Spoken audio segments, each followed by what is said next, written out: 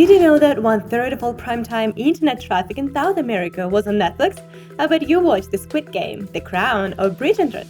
I'm amazed by what this relatively young company releases to its audience, how accurately service comes up with suggestions, and makes me sit still for hours. This formerly small startup was once desperately placed in the market, and a little later squeezed the legendary Blockbuster out of the business, and is now worth $193 billion. So how did it all start? Netflix was built by two men. You might think they're computer geniuses. Not quite right. Actually, a mathematician and a geologist that came up with something no one yet thought of. Reed Hastings was a mathematician and former teacher in Peace Corps and made his first net worth by creating software troubleshooting products. This is where he got the money for Netflix. Mark Randolph was a geologist but never worked as one. He also failed as a real estate agent but took over top managerial positions in the marketing field later. He created a company for the mail delivery of computers and worked as a general manager of several startups. Well, he finally ended up in the position of vice president of marketing at Pew Atria, where he met the company's owner, Reed Hastings. And how exactly did these two men come up with the Netflix idea? If you have ever heard of the history of Netflix, then you probably learned the myth that the idea was born when Hastings forgot to return a rented VHS, thus had to pay a $40 late fee, and allegedly it was at that moment that he came up with a brilliant idea to create the Netflix platform. This is all a beautiful and completely unbelievable story. The truth is that soon after Hastings and Randolph met, they learned that both lived in Santa Cruz, and it was convenient for them to drive to work together. So they got closer and became friends. Every day they would get in a car and discuss various business ideas, trends, and criteria for a successful enterprise. Yes, they were both employed, but were looking for something much bigger. It was yet to come. Randolph and Hastings went through a lot of topics, and at first they stayed away from the idea of selling music or videos, because this market was occupied by Blockbuster, a huge retail chain of music and video stores, and its value was estimated at several billion at that time. And of course, it is important that in those years they were VHS video cassettes only, which were pretty bad in terms of fixed costs or shipping size. So that was a no-go for an e-commerce platform two friends were thinking about. But in the middle of 1996, two friends came across an article that the era of a new upcoming video format called DVD was coming. At that moment, they knew that this was a game changer. And the news resurrected the idea of launching a website with a video rental service. You see, DVDs were much easier to ship. Their shape factor was perfect due to their size. Here's when Mark's former career with mail shipping experience came in handy. So how did they set something yet non-existent in the market? Randolph immersed himself in market research, while Hastings worked on sales and cost predictions. So the idea was to give early-day internet users the ability to order movies for rental at a flat rate, as well as buy them through the Netflix website, and then receive them in the mail on DVDs. Here's how Reed, at the age of 37, and Mark, 39 years old, finally launched Netflix in 1997 in Scotts Valley. But by the end of the first year, most of Netflix revenue was made from DVD sales, whereas renting only brought in 3% of revenue and put Netflix at a disadvantage. Because despite a decent income from sales, in the long run, it didn't look very good. Of course, the guys could spin a really big online store that would sell DVDs, but only until someone bigger, like Amazon or Blockbuster, was interested in this area, which would eventually lead to the collapse of Netflix. And the duo knew for sure that these companies would be interested in their idea, because a year after the launch, Hastings and Randolph somehow set up a meeting with Jeff Bezos, thinking to sell Netflix to Amazon. Bezos was looking for aggressive acquisitions to expand his company's footprint and was willing to pay around $50 million for the Netflix startup.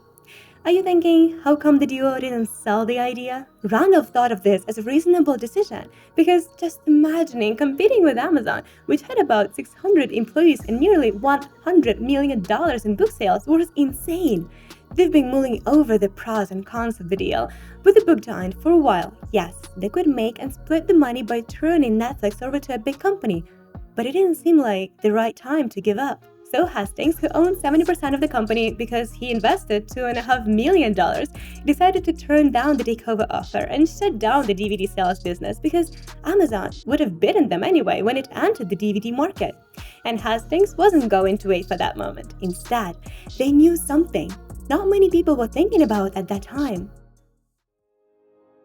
Hastings and Randolph were convinced that the future was movie streaming, and somehow they knew that at some point the internet would become more accessible and faster, and the cost of streaming would decrease to such an extent that it will become a natural way to watch movies. So when that happens, Netflix has to establish online video rentals and retain customers. This way, it will stay afloat. These two men were getting ready for something other companies seem to have no idea about. Randolph set to work refining the user interface and the online movie catalog. He wanted to combine an online store with a market research platform tracking customer behavior. And based on this analysis, Randolph could constantly test different versions of interface improvements. The data from this test led the team to create a truly successful business model for renting out DVDs and planning for streaming content. Netflix was the first to introduce the concept of a monthly online subscription. Its customers could choose movies and TV shows on the Netflix website and receive selected movies on DVD with a prepaid sleeve bag for as many times as they wished. A special dynamic queuing algorithm allowed the customer to specify the desired order to receive the DVDs, and a unique delivery system automatically mailed the next DVD to the customer as soon as the previous one was returned. But how did Netflix retain customers? Because to be fair, it sounds a lot easier to just pop in any rental store with no postal hassle, right? But these two men introduced a revolutionary tool that boosted customer loyalty. Created by Netflix, the Cinematch algorithm collected user behavioral data and generated personalized recommendations as well as managed the limited supply of DVDs, prioritizing users to films and TV shows that were in stock, not randomly. The algorithm analyzed the films they had already watched and helped customers find content that they hadn't yet seen but would probably like it. Clients no longer had to waste their time looking for that very movie. Recommendations reduced this time dramatically. Netflix solved the decision-making problem many people have when it comes to thousands of variations available. Yet, the dark times were to come. The dot-com bubble burst in September 2000. This happened because of the backdrop of unrealistic investment in the internet companies as something new and promising.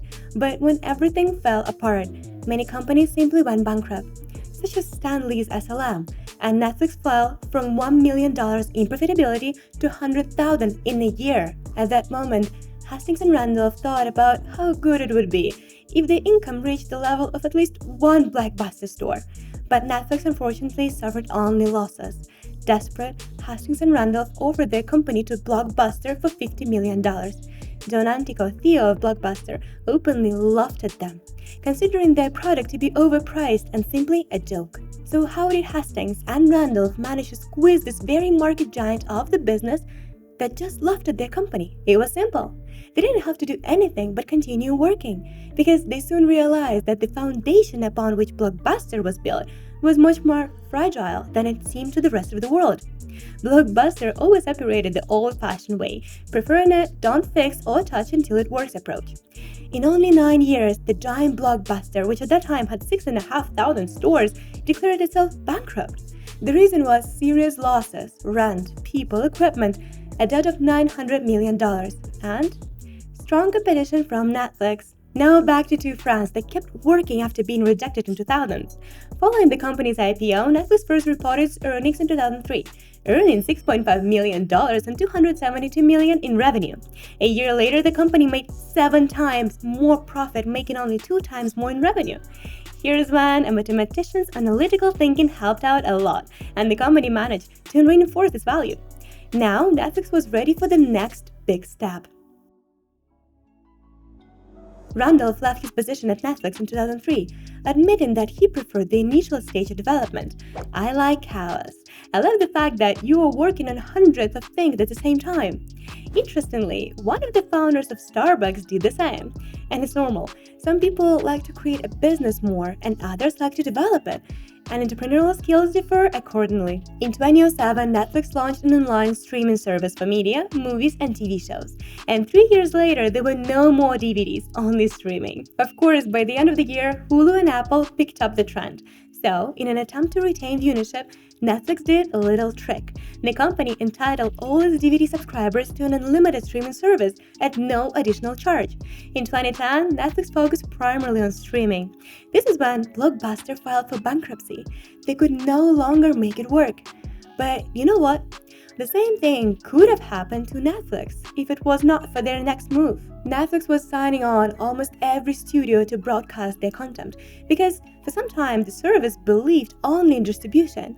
And if it stayed the same way, it would be nothing in a couple of years. I mean, look at Disney Plus and others. However, in 2012, Netflix started to make their original content, and it has produced over 1900 originals since then. Netflix has seen a lot of highlights over the past 3 years, with the launch of dozens of mobile games, the Book Club, and 7 Academy Awards, and receiving more Emmys than any other studio.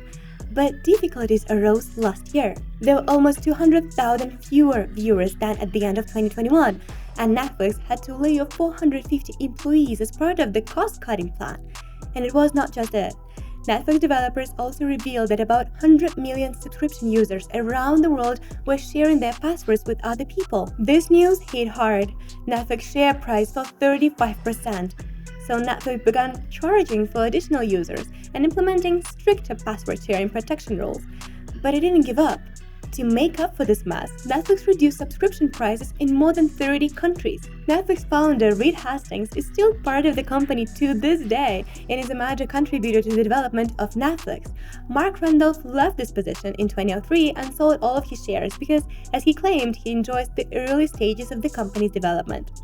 Both founders, Rick and Mark, also wrote books about Netflix, where you can learn a lot about corporate culture, innovative management principles, and more. Mark Randolph once said, "The two biggest mistakes startup founders make are being paralyzed by overthinking and failing to prioritize, expecting fame and fortune. They don't realize all the routine, exhaustion, and frustration behind it. But if you don't like it, then you're doing the wrong business." Keep up learning, guys. Success is just the number of attempts. Thank you guys for watching. If you like this video, I suggest you look at Marvel's Tale too. It's all about how one person can make history and have such an impact on the whole industry. Also, you'll probably like Scandalous Story of WeWork and its founder Adam Newman. And how did it all happen anyway? I'd love to hear your feedback and what other company stories you're eager to learn about in the comments below this video. Remember to subscribe and stay tuned for more.